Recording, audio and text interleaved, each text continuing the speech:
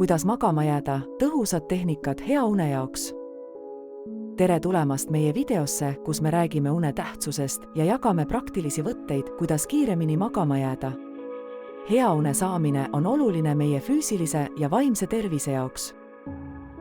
Me kõik oleme silmitsi seisnud unetusega. See võib olla tingitud stressist, vaimsest aktiivsusest või lihtsalt sellest, et me pole päeva jooksul piisavalt väsinud. Kuidas saaksime sellele vastu seista?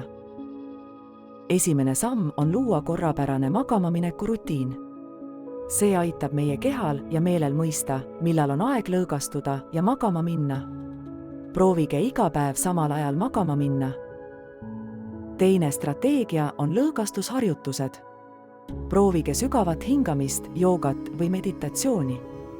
Need aitavad leevendada stressi, mis on üks peamisi unetuse põhjustajaid. Kolmas soovitus on luua mugav magamiskeskkond. Hämar valgus, mugav madrats ja padjad ning jahedam temperatuur aitavad teil kiiremini uinuda. Samuti on oluline jälgida, mida me vahetult enne magama minekut sööme või joome.